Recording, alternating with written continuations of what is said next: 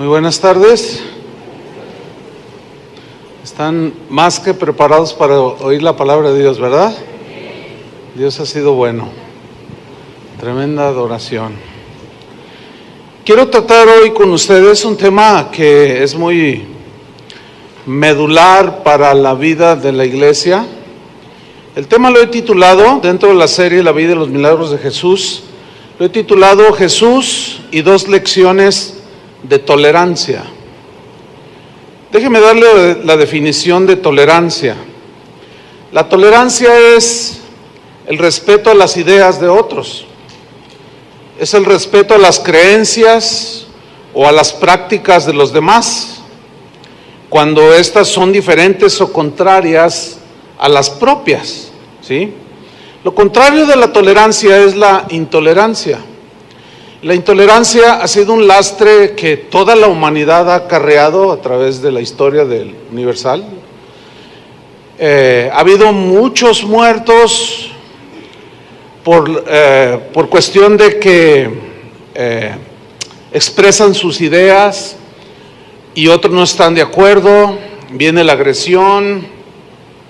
Y la historia de la humanidad registra muchísimos, miles de casos de intolerancia que han llevado al homicidio, han llevado a la calumnia, a la denostación. Es una vergüenza que el ser humano padecemos como seres humanos. Y el cristianismo, hermanos, no ha estado exento de este que considero es un pecado, ¿sí? La intolerancia. Entonces, yo quiero hablar precisamente de dos lecciones que Jesús da acerca de la tolerancia. En Marcos capítulo 9, versículo 38, ahí encontramos la primera lección de Jesús sobre la tolerancia. Marcos 9, 38. Dice así: Jesús le respondió diciendo, Juan le respondió diciendo, Juan el apóstol, le dijo, Maestro, hemos visto a uno que en tu nombre echaba fuera demonios, pero él no nos sigue y se lo prohibimos, porque no nos seguía. En la versión en lenguaje sencillo dice, pero nosotros le dijimos que no lo hiciera, porque él no es parte de nuestro grupo. Versículo 39, pero Jesús le respondió, no se lo prohíbas. ¿Por qué se lo prohíbes? Dice, porque ninguno hay que haga milagro en mi nombre que luego pueda decir mal de mí, porque el que no es contra nosotros, por nosotros es. Aquí vemos cómo Juan, el apóstol, vio a uno que en el nombre de Jesús estaba liberando de los demonios a las personas. Las personas obviamente recibían el beneficio de esta liberación, pero él trató de impedírselos. ¿Cuál era la razón? Simple y sencillamente porque no pertenecía al grupo íntimo de Jesús. Esto equivale a lo que hoy se diría como, no, es que él no es de nuestra iglesia, es que él no es de nuestra denominación. Aquí notamos que Juan estaba más preocupado por la pertenencia a cierto grupo que por el beneficio que se le podía hacer a una persona a través del amor y del poder de Dios. Y Jesús establece un gran principio aquí en el versículo 40, porque dice, porque el que no es contra nosotros, por nosotros es. Si nosotros le preguntáramos a cualquier cristiano de cualquier confesión o denominación cristiana y le preguntamos, ¿estás a favor de Cristo o en contra? ¿Qué nos va a responder? A favor. Claro, ¿sí? Entonces aquí tenemos la primera lección de Jesús sobre la tolerancia. Es una lección que todos los cristianos, o al menos de esta congregación, porque es la que nos atañe a nosotros, necesitamos entender muy bien. Necesitamos asimilarla y aprender. Todo ser humano tiene el derecho dado por Dios de tener sus propias ideas. Es un regalo de Dios, la libertad de expresarnos, ¿sí? Dios nos dio el derecho a pensar las cosas por sí mismos, para llegar a nuestras propias conclusiones, incluso tenemos la libertad de creer lo que nosotros consideramos que es la verdad, ¿sí? Porque finalmente cada quien es responsable de lo que piensa, de lo que cree y de lo que hace, ¿sí o no? Eso lo dice la Escritura. Es algo muy lamentable que una persona o una iglesia entera o una denominación cristiana en este caso crean que ellos tienen el monopolio de la interpretación de la Escritura, o sea, que solamente ellos la entienden. Es muy lamentable que algunos se sientan poseedores de la salvación, diciendo cosas como: el que no está en esta iglesia no se va a salvar, o el que se va de esta iglesia no se va a salvar. No, Dios, hasta donde yo entiendo, no ha firmado ningún contrato de exclusividad con ninguna persona, ni con ninguna denominación cristiana en especial. Porque según la Biblia, la salvación está en Cristo, está en la persona y en el sacrificio de Cristo, que es por la fe, y es para todo aquel que cree. No está la salvación en un lugar, sino en una persona, que es Cristo. No hay nadie que posea toda la verdad sobre Dios y su palabra. No existe un solo cristiano que pueda decir: yo conozco de manera absoluta todo el ser de Dios. No creo que exista alguien así. Aunque hay quienes sí creen poseer esta verdad, según ellos, y creen poseer toda la verdad. Esto es precisamente lo que ha llevado a muchos cristianos a ser intolerantes con los demás. La intolerancia, pues, es una señal de arrogancia.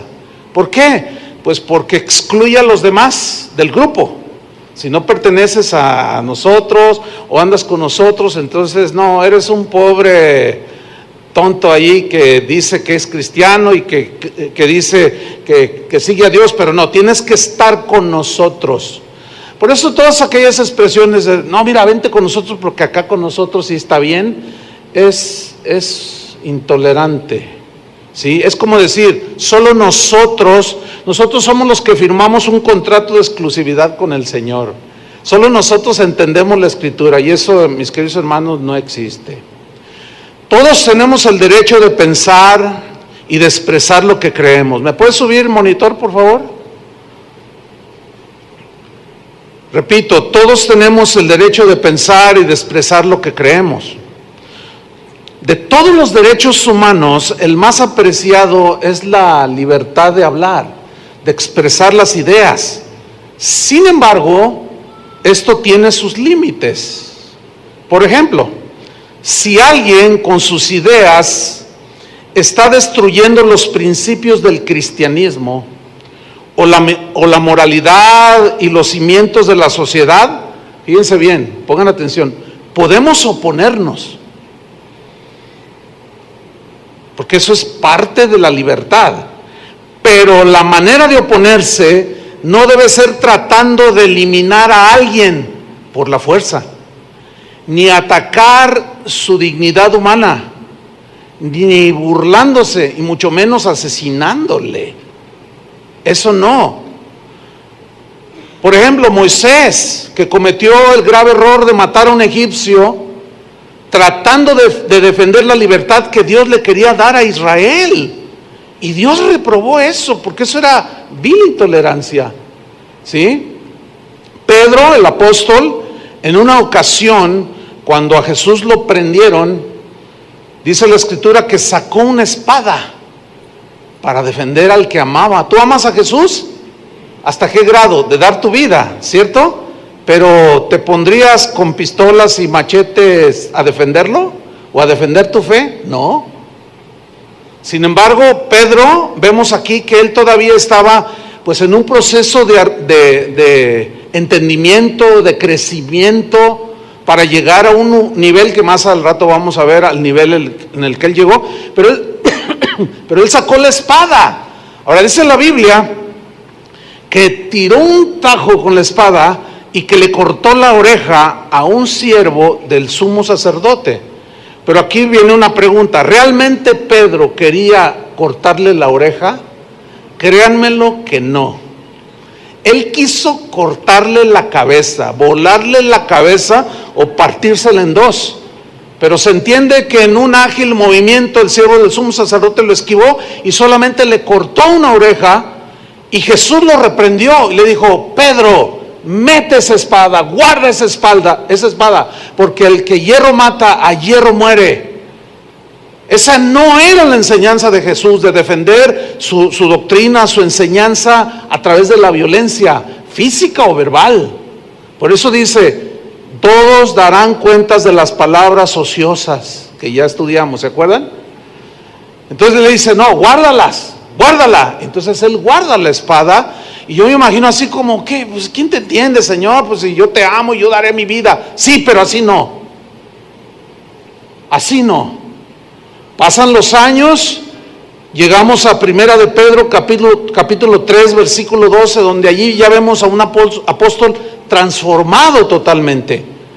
Y él escribió lo siguiente, Primera de Pedro 3:12: porque los ojos del Señor están sobre los justos y sus oídos atentos a sus oraciones, pero el rostro del Señor está contra aquellos que hacen el mal.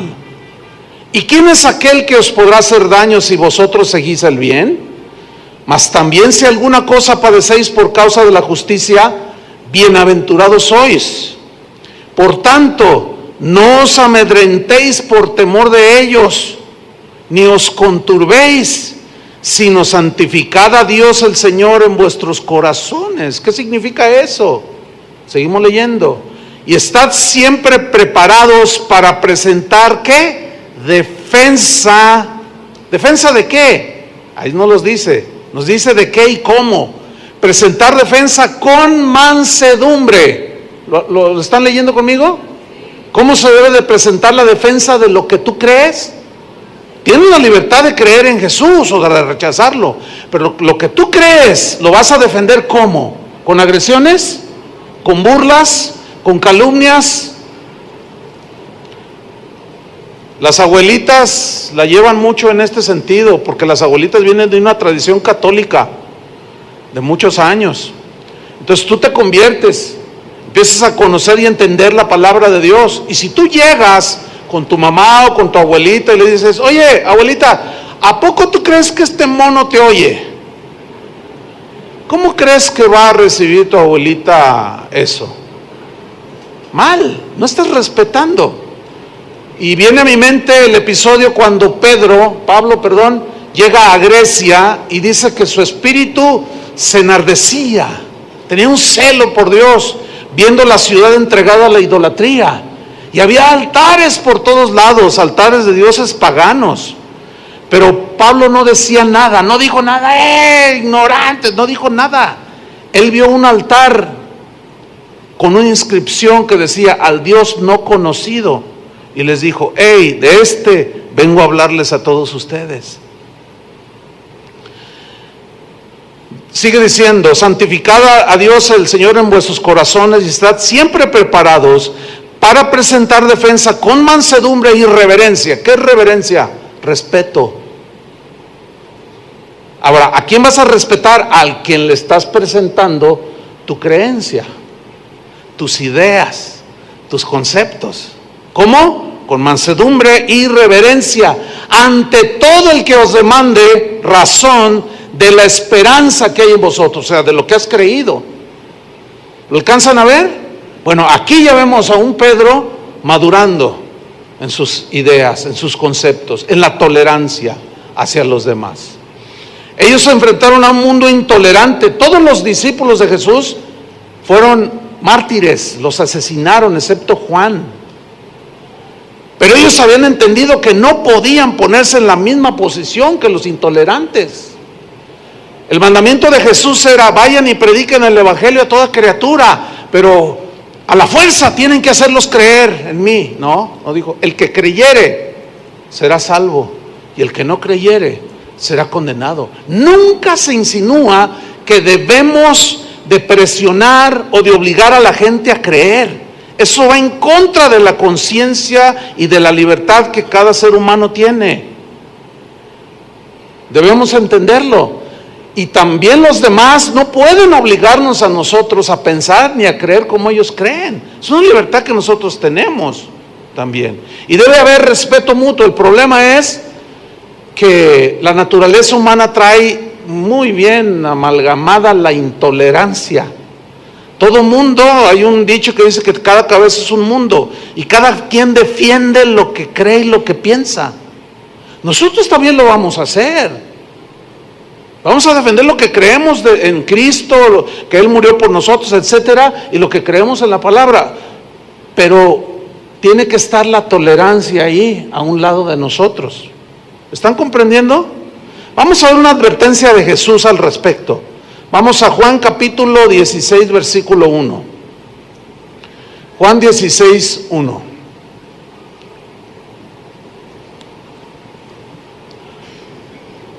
Dice así: estas cosas os he hablado para que no tengáis tropiezo. En otras palabras, Jesús le está diciendo, miren, les estoy diciendo estas cosas para que no llegue un momento en que digan, es que yo no sabía que ser cristiano me iba a costar esto hasta la vida. No, yo solo les estoy diciendo para que no tropiecen y se turben y digan, ay, es que mejor no. No, dice versículo 2, los van a expulsar de las sinagogas. Y aún viene la hora cuando cualquiera que os mate pensará, creerá que rinde servicio a Dios. Y esto harán porque no conocen al Padre ni a mí. Mas os he dicho estas cosas para que cuando llegue la hora os acordéis que ya os lo había dicho. Aquí Jesús está haciendo una advertencia. Se van a encontrar con un mundo intolerante. Socialmente, religiosamente, espiritualmente. Se van a encontrar con un mundo que no acepta otras ideas más que los que ellos. Con gente que no acepta otras ideas, otras formas de vivir más que la que ellos creen y viven. Se van a enfrentar con ellos. Y algunos llegarán a pensar que cuando los maten estarán rindiendo servicio a Dios, pero esto lo harán porque no conocen a Dios ni a mí. ¿Se acuerdan de Saulo de Tarso cuando aparece en la escena ahí en el libro de los Hechos? ¿Cuál es el contexto? Un cristiano de la iglesia llamado Esteban, uno de los diáconos, predicó un mensaje poderosísimo que dice que cuando lo estaban escuchando los intolerantes religiosos, crujían los dientes en contra de él. De tal manera era su intolerancia que lo apedrearon hasta morir. Quedó hecho pedazos allí con el cráneo destrozado. Y dice que junto al cuerpo de Esteban estaba un joven llamado Saulo, que consentía en su muerte y respiraba amenazas contra los discípulos. ¿Quién era ese Saulo? Bueno, era un fariseo.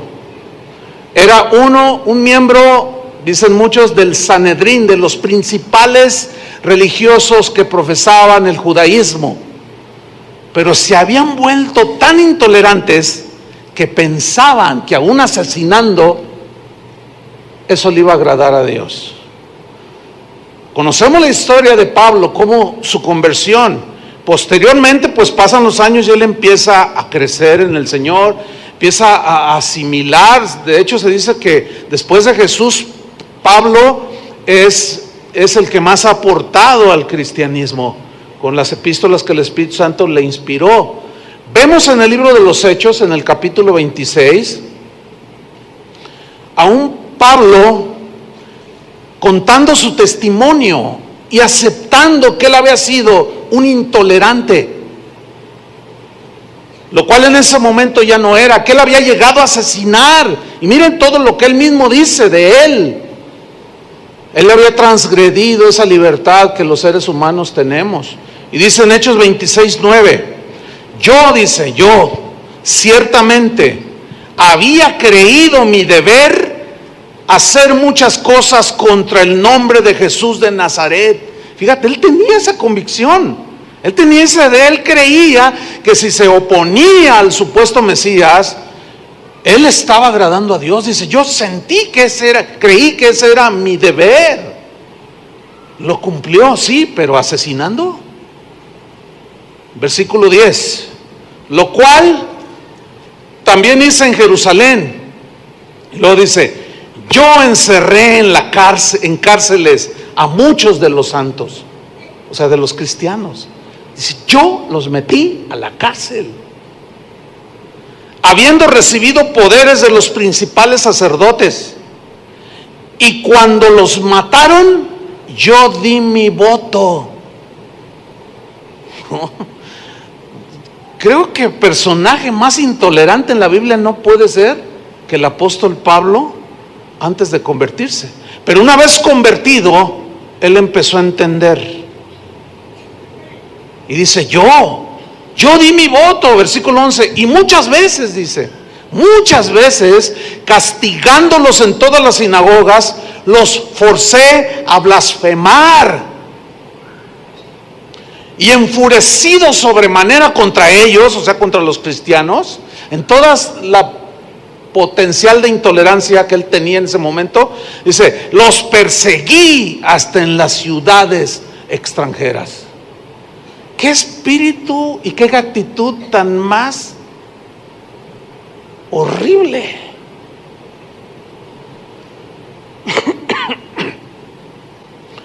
De eso el mundo puede contar miles de historias. El problema es que esto afectó el cristianismo. La intolerancia se sigue presentando. Vamos a hacer un poco de historia. En la Edad Media, los jueces, los torturadores de la llamada Inquisición, Santa Inquisición, protagonizaron muchos episodios vergonzosos.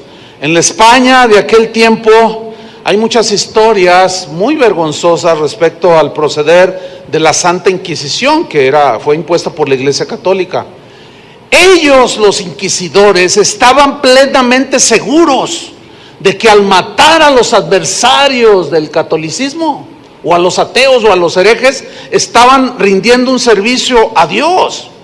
Cuando ellos tomaban a los que en la época de la Reforma estaban dejando la Iglesia Católica y los agarraban, los apresaban, ellos al torturarlos pensaban, ellos creían que estaban haciendo un servicio a Dios. Ellos consideraban que su fe, los católicos de ese tiempo, les permitía quitarle la vida a los que no creyeran como ellos. Ellos pensaban de manera contundente que estaban tratando de salvarlos del infierno. ¿Cuántos crímenes, hermanos, se han cometido en nombre del cristianismo? Esto es muy vergonzoso. La pregunta es, ¿vamos a continuar escribiendo de parte nuestra historias de intolerancia? ¿Sí o no? Yo estoy convencido y tengo esta convicción de años atrás, que renuncio de manera deliberada a ser intolerante. Ahora, es obvio que hemos aprendido al correr de los años. Esta congregación tiene 33 años. Pero la Biblia es un libro que muestra los errores, por ejemplo, de un rey David. Habla de que era un hombre conforme a su corazón, pero no esconde sus errores. Habla de su adulterio y habla de asesinato. No calla el asesinato de Moisés con aquel egipcio. ¿Entienden? ¿De qué nos habla esto? De la imperfección humana. Pero fíjense, la Biblia que Pablo escribió posteriormente, dijo que estas cosas se escribieron para nuestra enseñanza.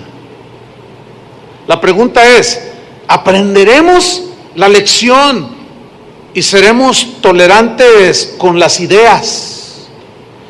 Como algo les compartía yo de las leyes que ahora están avalando el matrimonio homosexual. Escúchenme bien, no que estemos de acuerdo con lo que ellos dicen, pero podemos expresar nuestras ideas en contra, siempre y cuando no sea en tono de burla, de agresión, ni física, ni cuando van en la calle y los ves de la mano y les digas un indirecto. No. ¿Me estoy explicando? ¿Por qué? Ellos demandan tolerancia de parte nuestra, porque somos intolerantes. Ahora, nosotros también queremos que nos respeten ellos, ¿no? ¿Sí o no? Ahora, si ellos no nos respetan y se burlan, es asunto de ellos. Pero nosotros no vamos a entrar al juego de la intolerancia. ¿Por qué? Porque esto va a provocar sin duda pleitos, calumnias, agresiones físicas que pueden llegar a quitar la vida a una persona. Y eso es lo que tenemos que evitar, hermano. No podemos involucrarnos en eso. Jesús dijo que esto sucedería porque no conocían a Dios ni a Él lo suficiente. La tragedia de la iglesia es que muchos se han afanado en propagar su idea del cristianismo creyendo tener el monopolio de la verdad y de la gracia de Dios, mientras haya quienes crean que solo ellos tienen la verdad absoluta y completa acerca de Dios y su palabra, seguirá reinando la intolerancia, hermanos. Esa posición de sentirse poseedores de la verdad y que solo lo que yo creo eso es estrictamente la verdad y no tengo la menor margen de equivocarme, esa actitud es la que ha provocado que el cristianismo haya sido vituperado a través de la historia. Esta posición fue la que dio lugar a las cruzadas, o la llamada Guerra Santa. Las cruzadas fueron una serie de campañas militares impulsadas por la Iglesia Católica, por los papas, ¿sí? Eso es algo histórico, con el único objetivo de restablecer o de retomar el control cristiano sobre la Tierra Santa que los musulmanes llegaron y despojaron, ¿sí? Y echaron a los cristianos de la Tierra Santa. Entonces, los papas en los 200 años que duraron aproximadamente las cruzadas, hacían llamados al pueblo, a los hombres sobre todo, decían: ¿cuántos quieren defender su fe en Cristo? Alístense, y se alistaban. Y les daban una manta con una cruz, ¿sí? De ahí el sobrenombre de los cruzados. A ellos les prometían que si daban su vida para defender la iglesia y retomar la ciudad santa de Jerusalén, ellos tendrían indulgencias plenarias, de seguro se salvaban según las creencias de ellos. No, hombre, se enlistaron de una manera numerosísima, libraron batallas aquí y allá y hubo miles y miles y miles de muertos en el nombre de Cristo. Qué vergüenza, ¿no? Digan, no, sí, no, pues es que la Iglesia Católica se excedió. Al rato le vamos a voltear la tortilla y vamos a escuchar cosas que tal vez nunca han escuchado. Pero las cruzadas fueron principalmente contra los musulmanes, que también se caracterizan por ser muy intolerantes, ¿sí? Aunque en sus escritos sagrados habla de la intolerancia como en los escritos sagrados de nosotros, que es la Biblia. ¿Sabía usted que el Islam habla de tolerancia, de paciencia, de respeto hacia los... Pero igual que los cristianos se les olvida, y de intolerantes contra intolerantes, no, es igual a muerte, es igual a desprecio, es igual a burla, es igual a todo lo malo. Bueno, las cruzadas no solo se dieron contra los religiosos musulmanes, se dieron también contra los judíos mismos, contra cristianos ortodoxos griegos y rusos, contra los mongoles, contra los cátaros, que eran una línea de cristianos, contra los husitas, que también era otra línea de cristianos, los valdenses, y contra todo aquel que se opusiera a Roma. Contra ellos ya era guerra santa contra ellos, y cuello, matazones, todo en el nombre del cristianismo, hermanos. Y corre la historia, estoy haciendo un brevísimo resumen, corre la historia aquí en nuestro país. Aquí México fue conquistado para el cristianismo, en este caso el cristianismo de la rama católica, a filo de espada. Nadie puede negar eso, nadie lo puede negar. Yo tuve, cuando estaba en la secundaria, tuve una maestra que enseñaba historia universal, entre otras materias, y cuando nos tocó este asunto de los españoles, cuando habló de la conquista, la señora, yo me acuerdo, ella era creyente, pero ella tenía una adversión contra la iglesia, nos lo dejaba ver en lo que ella hablaba en su materia. Pero recuerdo que ella, cuando empezó a hablar de la conquista de los españoles, cómo vinieron e impusieron bajo la ley de la espada y con una cruz el catolicismo, el cristianismo, y golpeaba el escritorio y decía yo creo que hasta con alguna amargura y odio.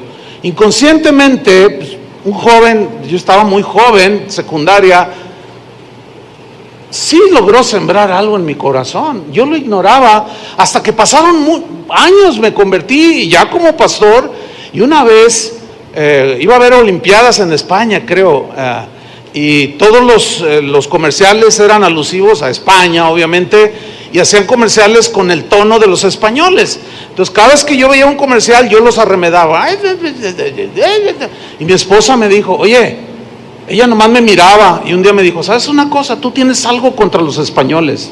Yo le dije, no, yo no tengo nada. Pues un día, hermano, Dios me llevó a España a predicar.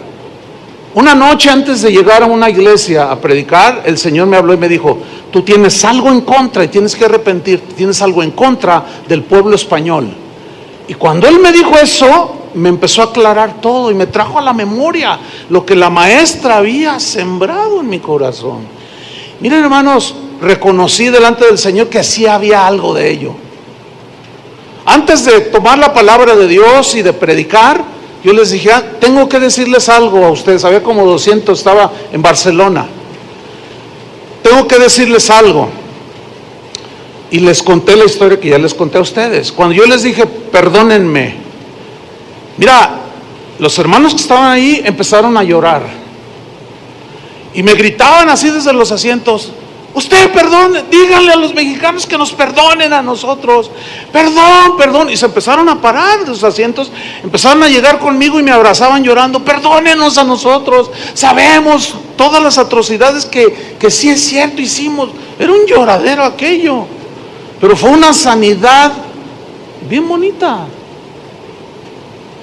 Estaba en una iglesia cristiana. El famoso humanista Voltaire escribió una obra famosa que se llama Cartas Filosóficas. Fue publicada en 1734, la Reforma ya se había consumado. En ese escrito él defendió la libertad religiosa, ideológica, pero tristemente acusó al cristianismo de ser la raíz de todo fanatismo. Qué lamentable. ¿Por qué? Porque él se dio cuenta no solo de las atrocidades de la Inquisición católica, sino las atrocidades que también la Inquisición protestante hizo. Y de eso quiero hablarles brevemente. Dejen que llueva, no se fijen, no va a pasar nada, no es el diluvio ni nada. Pongan atención acá.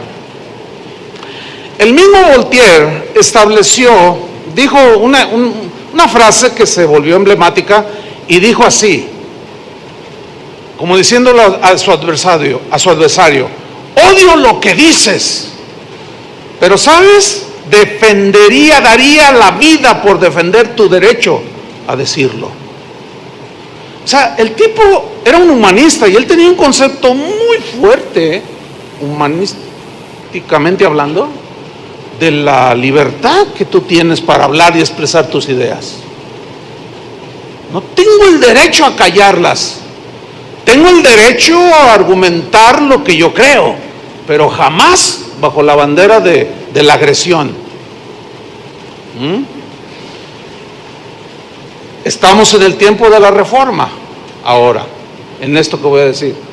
Había un hombre muy famoso, pero era un hombre notable en su tiempo, era un hombre muy sabio. Se llamaba, o le decían, era un mote, Erasmo de Rotterdam. Un hombre muy sabio, un hombre cristiano, humanista también, filósofo, filólogo, es decir, erudito en las raíces de las palabras, en su significado, y además era un teólogo consumado, pero tenía un espíritu muy quieto, muy manso.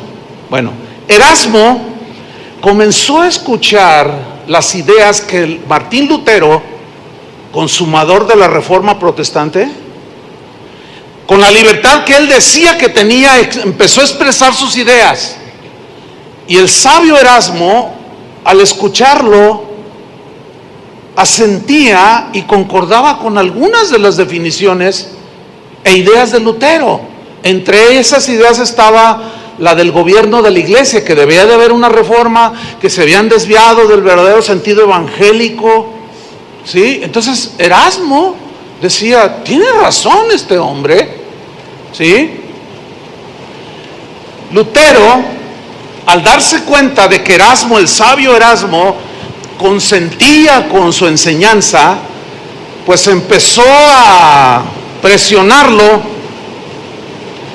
para que él fuera como el representante de los reformadores, como el que fuera la parte intelectual y sabia de la defensa de la reforma.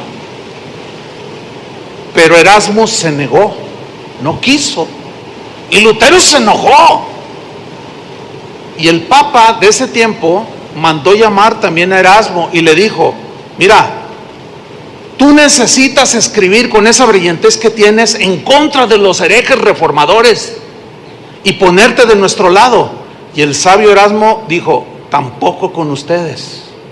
Bueno, esta negativa de trabajar con ninguno de no trabajar con ninguno de los dos bandos fue interpretada tanto por los católicos como por los protestantes como cobardía. Le dicen, eres un blandengue, cobarde y desleal. Lo empezaron a agredir en su integridad, con una intolerancia, pero de ambas partes, no solo de una, de ambas, tanto de católicos como no católicos ya en ese tiempo. Y un papa lo acusó y le dijo una frase que se hizo famosa en ese tiempo, que dice así, le dijo a Erasmo, usted, Erasmo, usted puso el huevo y Lutero lo empolló. Y el hombre sabio le respondió, sí, pero yo esperaba un pollo de otra clase. Una de las tragedias de la religión ha sido que muchos creen que están sirviendo a Dios. Y no se duda ese celo que se tiene. Otros argumentan que están defendiendo la sana doctrina, y hay que defenderla. Pero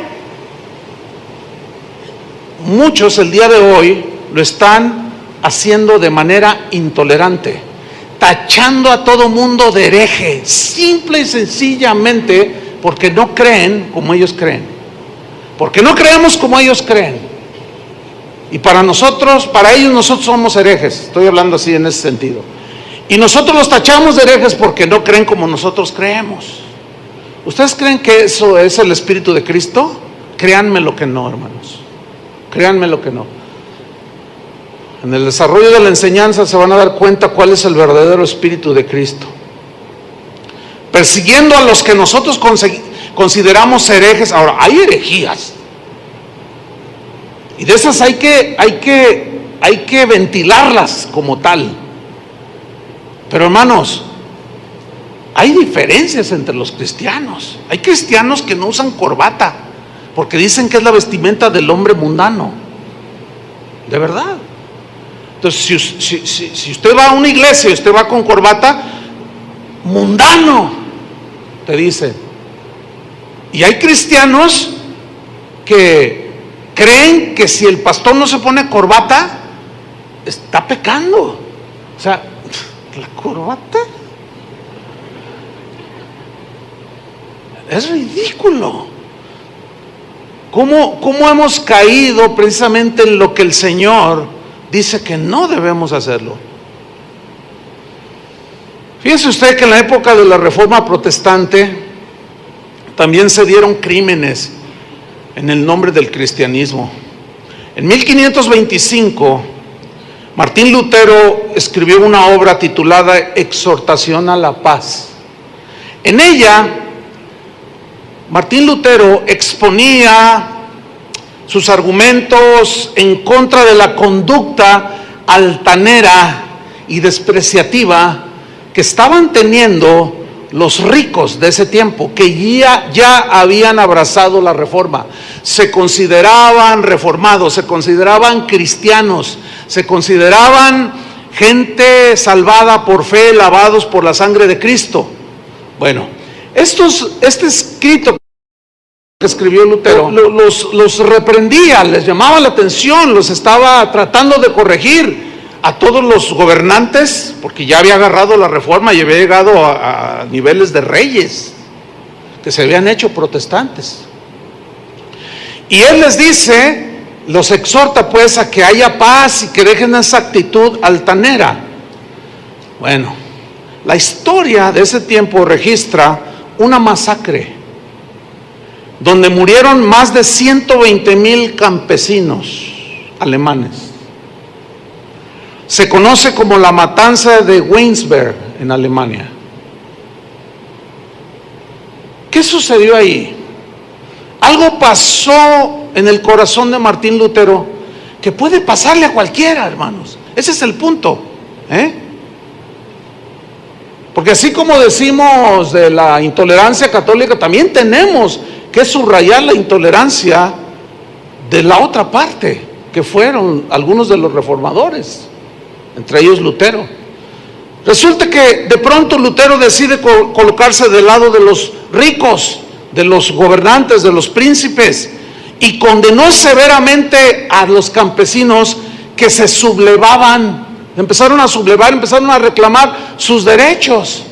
Ahora, pero ¿en base a qué empezaron a reclamar? Bueno, resulta que cuando Martín Lutero inicia su predicación, él mismo, por boca de él dice que jamás era su intención, o fue su intención, dividir la iglesia. Eso lo dice él. Muchos contemporáneos de él e historiadores aseguran que era cierto. El corazón de él no era dividir la iglesia. El corazón de él era reformarla, que volvieran a los principios evangélicos. Esa era su intención. Pero los intolerantes que estaban en el poder de la iglesia no soportaron eso y lo expulsaron de la iglesia, y vino definitivamente la división del cristianismo en la Edad Media. Bueno, cuando Lutero empieza él a dar mensajes, él levantó la bandera de la libertad de creencia. Y les decía, entre otras cosas, tú eres libre de creer lo que tú quieras, nadie te puede coaccionar, nadie debe presionarte, porque en ese tiempo la Iglesia Católica forzaba a la gente a creer como ellos decían que debían creer. No había libertad. Entonces, Martín Lutero toma esa bandera, claro, el pueblo, el vulgo, se volcó tras ese mensaje.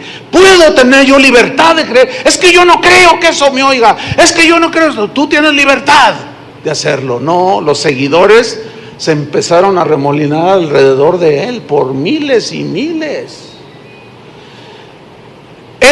Martín Lutero, tradujo la Biblia, el Nuevo Testamento, al alemán, pero al alemán del vulgo, al alemán que se solía hablar en esa época, con las palabras del pueblo, un alemán muy accesible a la gente sencilla. Gutenberg, inventor de la imprenta, fue contemporáneo de Martín Lutero. Y el inventor de la imprenta imprimió el primer libro en la historia y fue la Biblia. La mayoría de ustedes sabe esto, ¿no? La Biblia fue el primer libro pasado por la imprenta. Así es que salió por montones, pero como pan caliente, ¿sí? La Biblia empezó a correr por toda la Alemania de ese tiempo. Y la gente del vulgo, la gente pobre, generalmente siempre ha sido así, los ricos y los pobres, empezaron a llegar a sus manos ejemplares de la Biblia y empezaron a leer. Cosas como en la epístola de Santiago, que decía: a ricos, que detenéis el pago a vuestros trabajadores, vuestras riquezas se pudrirán con el óxido. Por eso Martín Lutero, y eso está registrado en la historia, odiaba esa carta, no la quería, la epístola de Santiago. Decía que era paja y que el diablo había metido no sé qué allí, y la desechó. Claro, porque se sentía aludido. Fíjese, aquel que pedía tolerancia se volvió intolerante. Increíble. Pero eso es ni más ni menos la debilidad de nosotros los seres humanos.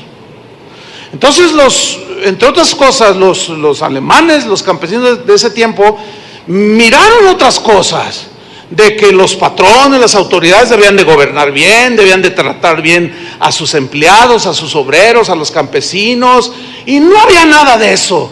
Entonces se juntaron y fueron a reclamar con los hermanos dueños de las haciendas y de las fábricas. Y estos hermanos reaccionaron mal y dijeron: no. Entonces le comunican a Lutero de la rebelión de la chusma, ¿sí? Y él, de una manera inexplicable, se pone a favor de los ricos. Algunos de ellos habían financiado por años su trabajo de traducción, como que tenía cierto compromiso con ellos. Eso dicen los historiadores. Por eso es que se puso de parte de ellos, y estos se vieron en la libertad, entre comillas, de decir: ustedes no pueden reclamarnos nada a nosotros. Y de ahí se derivó la tragedia de esa batalla esa matanza de Winsberg en Alemania. Más de 120,000 campesinos lavados con la misma sangre de Cristo, esa era su fe. Solo por reclamar, los asesinaron. Y Lutero, inmiscuido en eso, escribió una carta que tituló Contra las hordas de campesinos, contra aquellos que empezaron a exigir sus derechos cuando los vieron plasmados en las Escrituras. Y de manera inexplicable, Martín Lutero en esa carta escribió lo siguiente, un extracto de lo que escribió: contra las hordas de esos asesinos y ladrones mojo mi pluma en sangre. Sus integrantes deben ser aniquilados, estrangulados, apuñalados en secreto o públicamente por quien quiera que pueda hacerlo, así como se matan a los perros rabiosos.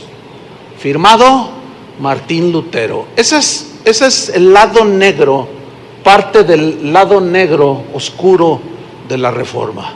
Pretender presentar a los reformadores mejores que un Pablo, mejores que un Moisés, mejores que un David, sería endiosarlos, que es justamente lo que muchos que se dicen reformadores han hecho: endiosar y presentar como hombres impecables, lo cual no es verdad. La historia no puede mentir. Ahí quedó registrado en la historia. Ni qué decir del odio que Martín Lutero tenía contra los judíos, el pueblo de Dios.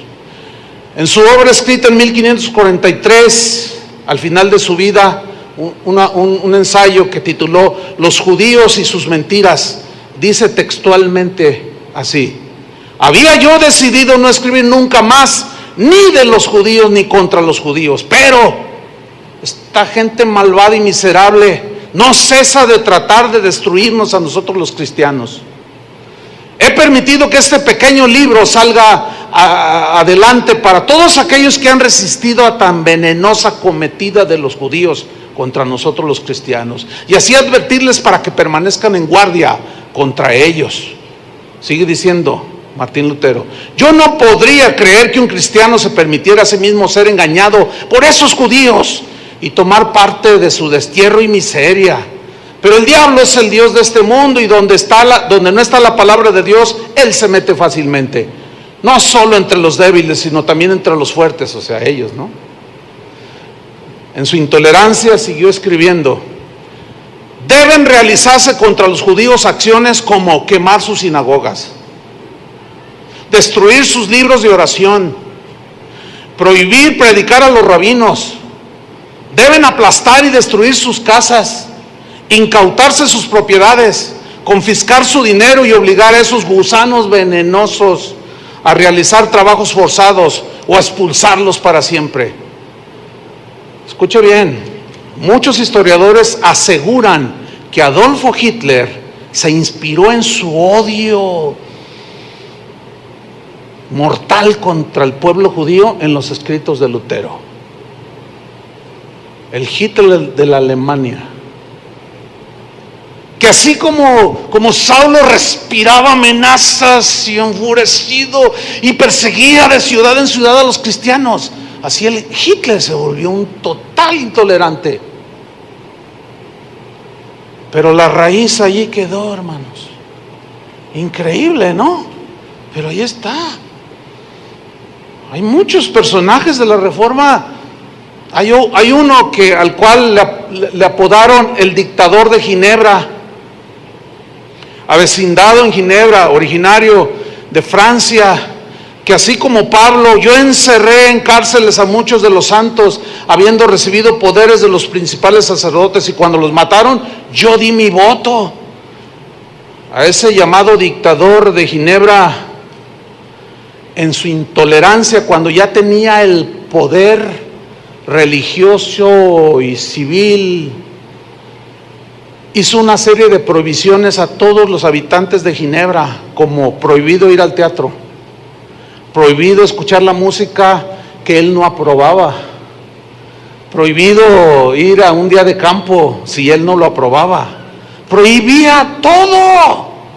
Cuando él se quejó y se quejaba de la intolerancia del catolicismo, se volvió el más intolerante, le decían el dictador de Ginebra. Este hombre, así cual Pablo, que dio su voto en la muerte de muchos cristianos, este llamado dictador de Ginebra consintió en la muerte de un hombre llamado Miguel Servet, que fue quemado en la hoguera, simple y sencillamente y únicamente porque el tal Miguel Servet disentía en algunos conceptos doctrinales con el dictador de Ginebra.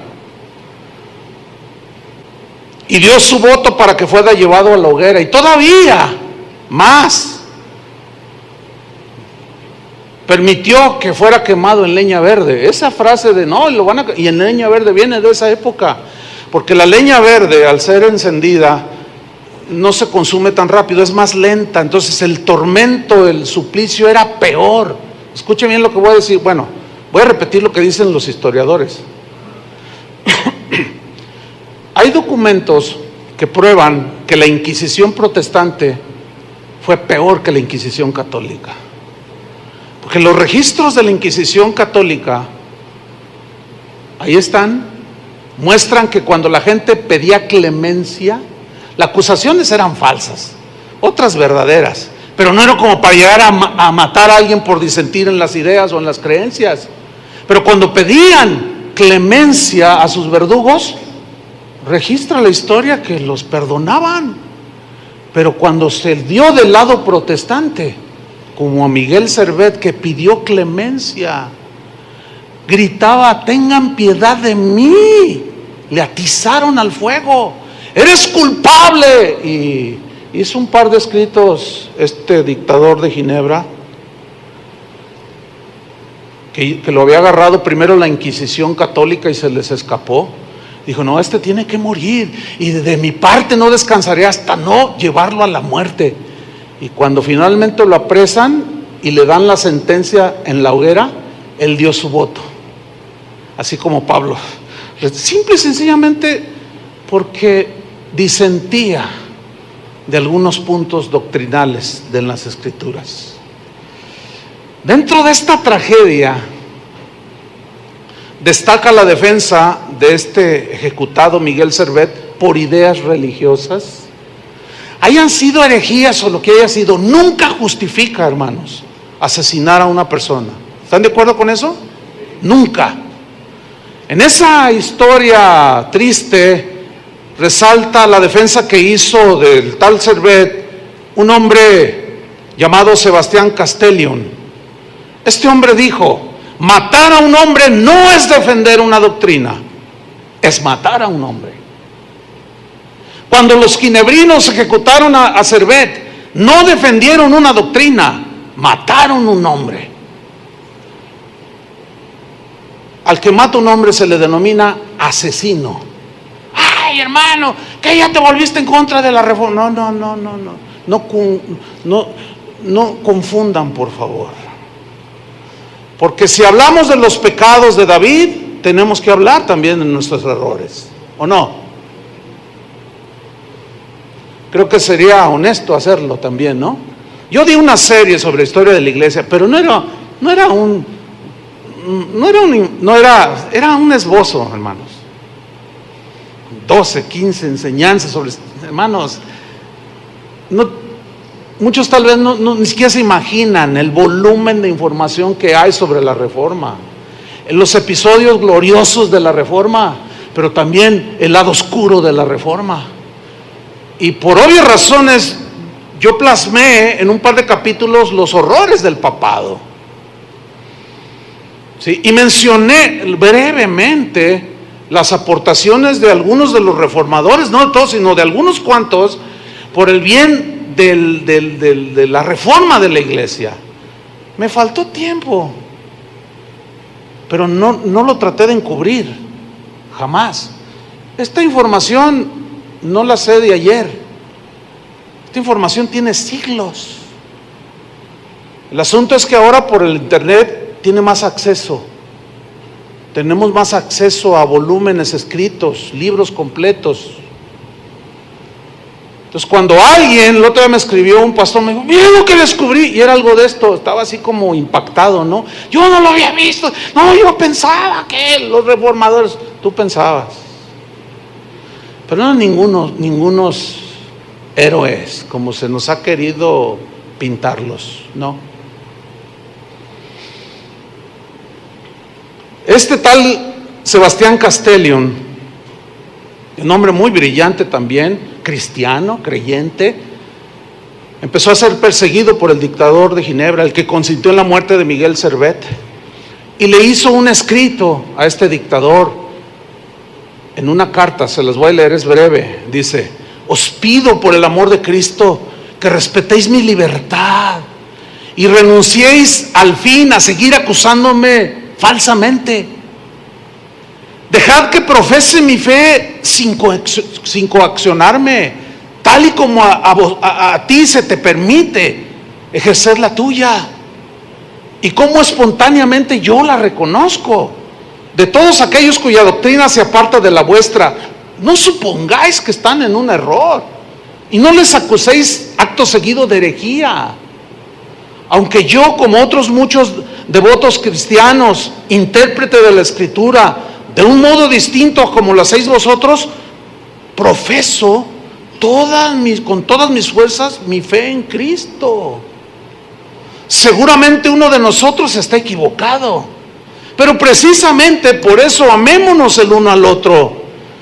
Un día el maestro nos revelará la verdad y nos dará a entender quién es el que estaba equivocado. Lo único que sabemos con seguridad tú y yo, o al menos deberíamos saber, es el compromiso de amor mutuo. Practiquémoslo, y al hacerlo cerraremos así la boca de todos nuestros adversarios. ¿Consideráis que vuestra interpretación de las Escrituras es la correcta? Los demás piensan lo mismo de la suya. Que los más sabios se muestren, por tanto, como los más fraternales, y que no permitan que su saber les vuelva arrogantes, pues Dios lo sabe todo y doblega a los orgullosos y ensalza a los humildes. Bueno, aquí surge una pregunta obvia: ¿y cuál fue la respuesta del reformador de Ginebra? ¿Saben cuál fue la respuesta? Sebastián Castellion fue perseguido de manera tenaz, encarnizada, por este reformador, y finalmente lo desterró de Ginebra, Suiza. Lo mandó a volar simple y sencillamente porque no pensaban igual. La intolerancia brilló en todo su esplendor en aquellos años bajo el cielo de Ginebra. Vamos rápidamente a ver la segunda lección de Jesús sobre la tolerancia. Lucas capítulo 9, versículo 51. Lucas 9, 51.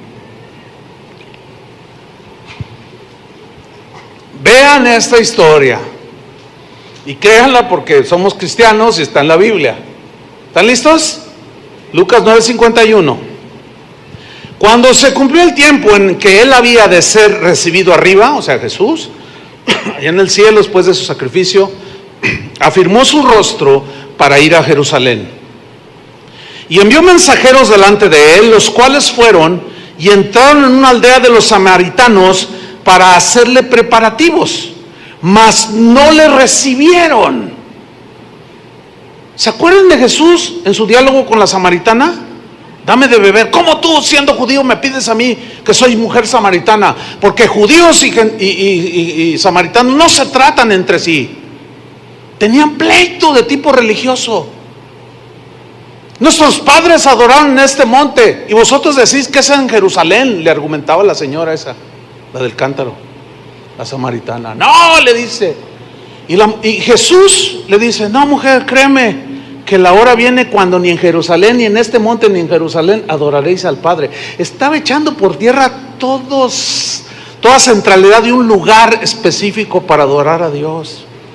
Estaba rompiendo todas las barreras sociales, políticas y religiosas. No se trataban, no se llevaban los samaritanos y los judíos. Y los judíos decían, no, yo no puedo entrar a una aldea de samaritano. Por eso es cuando vieron a Jesús que hablaba con la mujer, se maravillaron. Pero ese maravillarse no es así como, ¡ay, qué tremendo! Le está compartiendo. No. El maravillarse ahí significa, ¿qué? ¿Ya viste cómo es posible? El maestro, sí, lo estás viendo. Mira con quién habla. Con una mujer, así dijeron. Y además es samaritana. Los apóstoles del amor, en todo su esplendor, sacando toda su intolerancia y su pleito religioso. No le recibieron, dice el versículo 54. Viendo esto sus discípulos, Jacobo y ¿quién más? Juan, otra vez Juan,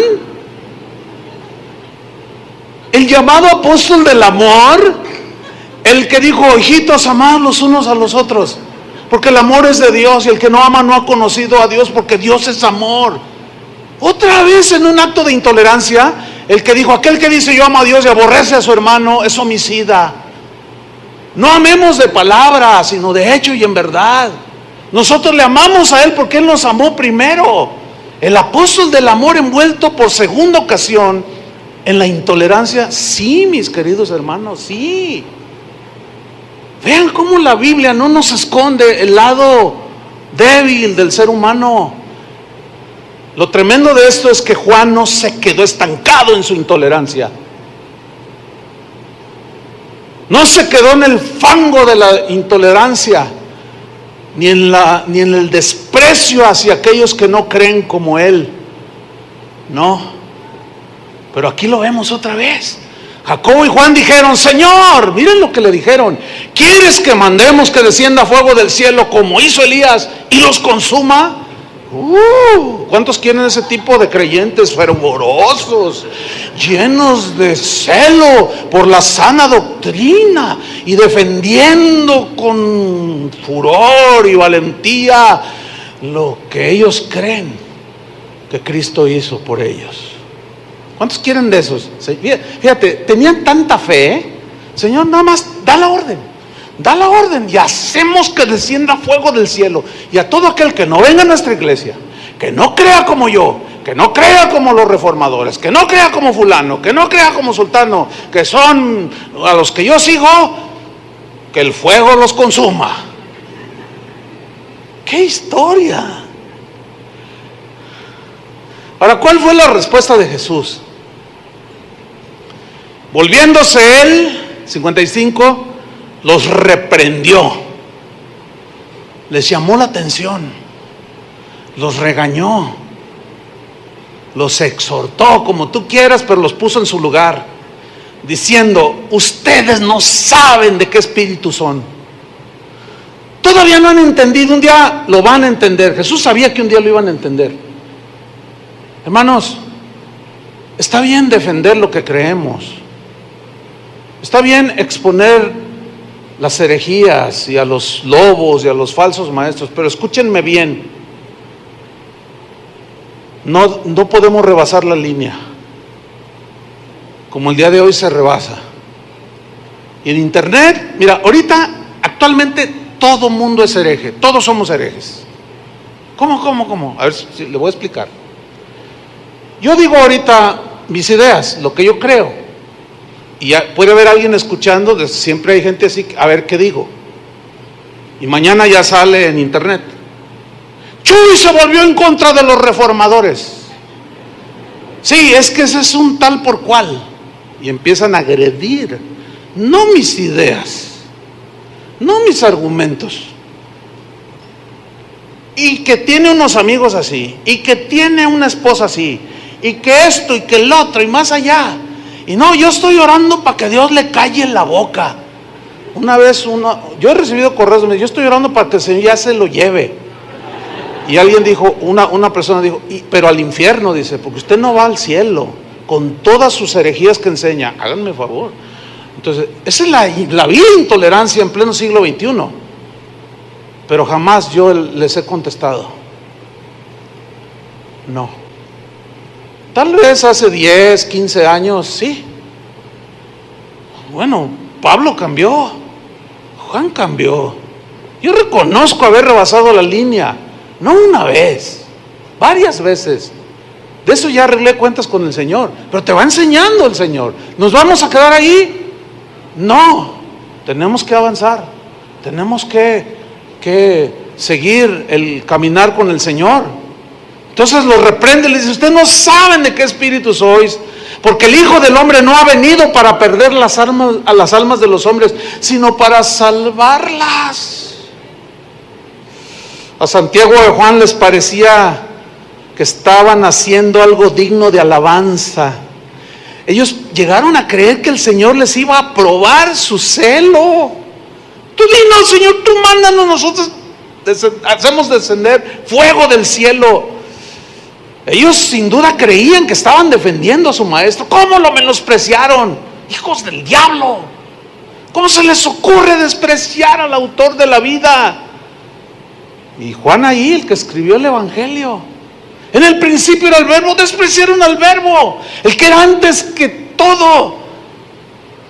El verbo que se encarnó pisó su tierra y lo despreciaron. Malditos sean. Señor, dame permiso. Fíjate, no hace mucho uno de los pastores de una casa de oración, llegaron unos hermanos de otra iglesia que está cerca.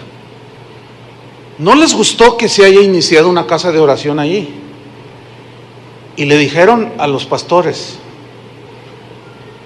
llevaba la batuta allí una señora, como que llevaba pues la voz cantante, ¿no? Y les dijo: o se largan de aquí o se largan. Dice: le ore a Dios, le ore al diablo, pero de aquí se largarán. Así como lo oye, ¿eh? Qué fuerte, ¿no? Entonces, cuando me están contando eso, yo le digo a los pastores: hey, pero a ver, ¿y tú qué onda? No, se siente feo. No respondan. Oren por ellos. Bendice al que te mal. ¿Te imaginas un cristiano diciendo: le ore a Dios, le ore al diablo, pero de aquí se largan? O sea, ahora yo no puedo poner en tela de duda que ellos sean cristianos lavados con la misma sangre de Cristo, porque no los conozco en persona, no me atrevería a decir. Pero qué pasaje, hermanos. Juan Wesley, un hombre el que fundó la iglesia metodista, decía: yo no tengo más derecho a objetar a un hombre por tener una opinión distinta de la mía. No tengo derecho. Lo que más trato de evitar es la estrechez de mi espíritu, del partidismo, el estar aprisionado en mis propias entrañas, en fin, ese fanatismo miserable que hace que muchos no estén dispuestos a creer que Dios también obra en otros y no solo en nosotros. Yo no quiero eso, decía Juan Wesley, que predicaba la santidad. Otro hombre distinguido de ese tiempo escribió a sus paisanos en Escocia, que eran muy intolerantes, les dijo: os ruego por las entrañas de Cristo que consideréis que es posible que ustedes estén equivocados en algo. Les ruego, decía. Nosotros venimos de la Reforma, os ruego que consideréis la posibilidad, que entiendan que pueden estar equivocados en algunas cosas. Otro hombre dijo: recuerda esto, sea lo que tengas entre tus manos, alguien lo verá y lo entenderá de manera diferente que tú. El día de hoy parece que se murió la tolerancia entre los cristianos y en su lugar resucitó la señora fea llamada intolerancia. El Facebook, hermanos, es el campo de batalla de todos los defensores de la sana doctrina, de los ortodoxos, de los que ellos sí entienden el evangelio, descalificando a todo mundo, simple y sencillamente porque no creen igual. ¡Hereje!, dicen, te vas a ir al infierno. Y tienen tanta fe como Juan y Jacobo en su primitivo estado. Decir: yo cuando le oro a Dios, Él me responde mis oraciones. ¿Y cómo vas a orar? ¿Quieres que mande fuego del cielo y consuma a todos estos de la luz del mundo porque siguen a un hombre? Líbrenos Dios, hermano, de hacer eso. Déjalos, que no conciliemos con la idolatría y su doctrina. Ese es otro asunto. Pero ellos tienen derecho, ¿o no? Y podemos debatir sus creencias, que según lo que nosotros entendemos de la Biblia están torcidas, pero jamás rebasar la línea, ¿entienden?, de agredir a uno de ellos. Jamás. El día de hoy se ven en las páginas, en los blogs de Facebook, todos los que escriben creen tener la razón. Siempre el otro está equivocado, pero el que escribe, ese está en lo justo, en lo que es. La mayoría de las veces son doctrinas no fundamentales. Y hay una peleadera por todos lados. Y alguien sale a predicar: les voy a predicar del rapto, hermanos. Fíjense que el Señor va a venir y nos va a arrebatar a la mitad de los 3 años y medio que habló el profeta Daniel, y que según la escritura. Y otro que está escuchando dice: herejía, el Señor no va a venir a la mitad de los 3 años y medio. Yo he contado por lo menos 7 interpretaciones diferentes del rapto. Es más, 8. Hay un segmento de cristianos que no creen en el rapto y se pelean.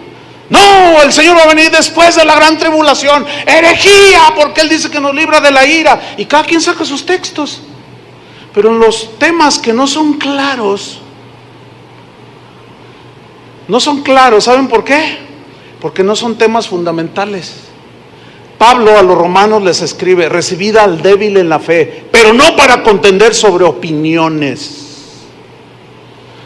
Hay muchas cosas que rayan en la opinión, o hasta donde nos alcance el entendimiento.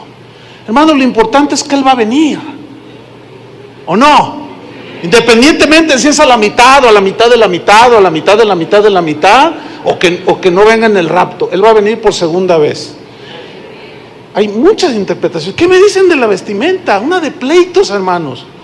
Iglesias enteras divididas, porque unos creen en los milagros y un segmento de la iglesia no cree. Y luego, como Facebook está ahí, pues cada quien dice lo que quiere y lo que cree. Y alguno empieza ahí inquietamente a aprender. De pronto escucha una predicación: la mujer que predica es pecadora, porque la mujer, cállese, la mujer no debe predicar en la iglesia, porque la mujer debe estar callada, y calladita se ve más bonita. Entonces, de pronto, si tú tienes algo en contra de la esposa de alguno de los pastores de tu iglesia, no te cae bien y lees a uno de esos, no, te hace seguidor. No, pero pues como anillo al dedo. Y luego llegas con el disco, dice, mira, escucha esto. Y no, de veras, las mujeres deben quedarse calladas. Es que, señoras, calladitas se ven más bonitas. En esta iglesia no permite, luego otros, ¿verdad? Claro, si ellos quieren que sus mujeres queden calladas, cállenlas. Nosotros no creemos así. Pero yo no voy a ir a esa iglesia, no los voy a tachar de herejes, aunque ellos nos tachen de herejes. Como dijo un bloguero que es poco intolerante, dijo, yo voy a decir algo, pero iglesias donde tengan mujeres que predican, hay pecado. Yo no dije nada. ¿Qué voy a decir? O sea, eso raya en... Bueno, es que para mí aquí dice que la mujer se calle. Bueno, ese es tu entendimiento del punto. Yo lo entiendo de otra manera. O va a afectar nuestra salvación porque una mujer hable o se quede callada. Pero iglesias enteras se han dividido, hermano. Una casa de oración se dividió porque un predicador le soltaron el púlpito y empezó a decir muchas cosas que él cree que nosotros no creemos, y no faltó quien lo siguiera. Y entre esas era que la mujer calladita se ve más bonita. Nosotros no creemos así, pero no nos vamos a pelear ni vamos a tachar a medio mundo de hereje, aunque ellos nos tacharan. ¿Están entendiendo el mensaje, hermanos? Ya ni qué decir de los dones del Espíritu Santo. Unos los niegan, otros los aseguran. Los milagros, no, sí existen. Nosotros creemos en milagros, pero hay cristianos que dicen son del diablo.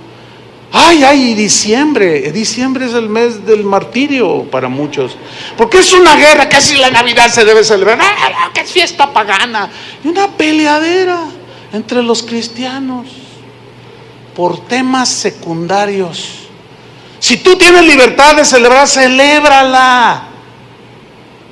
Si tú opinas que no tiene nada malo, debemos de respetar. Y si alguien dice, pues yo, a pesar de la libertad que tú debes tener, para mí sigue siendo pagana, está bien, yo respeto tu concepto. Yo no te voy a llamar hereje. En eso incluyen los diezmos, que si son de la ley, que si no. Y esto, claro, los que no quieren dar les cae como anillo al dedo. Dicen, no, esto es el evangelio, dicen. Y la obra se detiene porque la obra necesita recursos. Pero ellos aseguran que la gente ya no debe dar, así lo entienden. Y el milenio, pues, no les puedo hablar del milenio, de que si es literal o simbólico, de que si la salvación es para unos poquitos o es para todos, y toda una peleadera. Y se ofende el uno al otro. No, yo ya sabía que tú eres... Hermanos, debemos tener presente que cualquier doctrina o creencia encaja en la sana doctrina por la clase de personas que reproduce. Como dijo un cristiano, ¿a quién le importa en lo más mínimo una iglesia, lo que hacen en la iglesia, cómo hacen sus rituales, si no es finalmente que sea un instrumento de la bondad cristiana? La cuestión no es cómo se gobierna tu iglesia, qué creen o qué no creen, sino en qué clase de personas está reproduciendo la iglesia. Hay una vieja fábula, estoy terminando, antigua, que narra más o menos así. Un hombre tenía un anillo que le llamaban el anillo transformador. El anillo transformador, así se llamaba. Es una fábula, no van a decir, yo estaba enseñando herejías, eso no está en la Biblia. Es que no falta, ¿no? Entonces, había un hombre que tenía un anillo transformador, tenía un ópalo maravilloso, precioso, que hacía que el que lo llevara puesto en su mano adquiriera un carácter dulce, amoroso, paciente, perdonador, sincero con todo el mundo. Amaba a todos. El anillo siempre se pasaba por tradición de padre a hijo y siempre funcionaba. El que se lo ponía era transformado en un hombre que todos respetaban, porque era un hombre bondadoso, perdonador, amaba a la familia. Con el paso del tiempo llegó a las manos de un padre que tuvo 3 hijos. a los cuales amaba con un amor igual a los tres. ¿Qué podría hacer cuando llegara el momento de darle a uno solo el anillo? Porque ellos eran tres y el anillo era uno solo. El Padre ideó y mandó a hacer dos anillos exactamente iguales que el anillo mágico, que el anillo transformador, de forma que nadie pudiera notar la diferencia. Pasaron los años y en su lecho de muerte llamó a uno a sus tres hijos, y a cada uno le entregó dirigiendo unas palabras de amor y de bondad. Era un hombre bondadoso, bueno, amable, paciente, tolerante, diría yo. Y a cada uno de sus hijos les dio un anillo y les dirigió palabras. Los demás no supieron, cada uno pensó que era el anillo, el único. Cuando los tres hijos descubrieron que cada uno tenía un anillo semejante, surgió entre ellos una gran disputa en cuanto a cuál era el auténtico, quién tiene el verdadero. Tuvieron que llevar el caso, dado el pleito que se armó, a un juez sabio, gente experta en la materia. Examinaron los anillos y dijo: bueno, en realidad no podemos decir cuál es el anillo transformador, porque los tres se ven muy bien. No podemos decir, pero ustedes mismos lo van a poder comprobar cuál es el anillo verdadero. ¿Nosotros?, preguntaron aquellos tres jóvenes sorprendidos.